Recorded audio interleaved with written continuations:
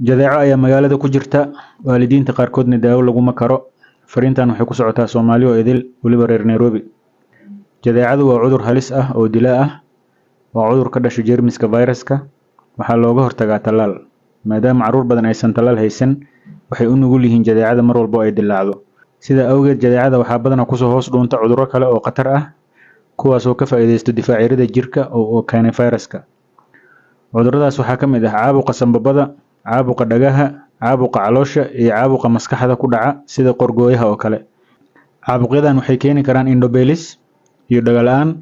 Sidoo kale waxay keeni karaan in carruurta neefsashada ku dhegto ama la fuuq baxaan matag iyo shuban isla socda.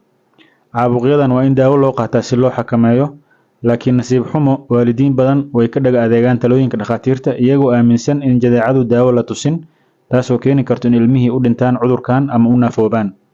Fikradda dhehayso jadeeco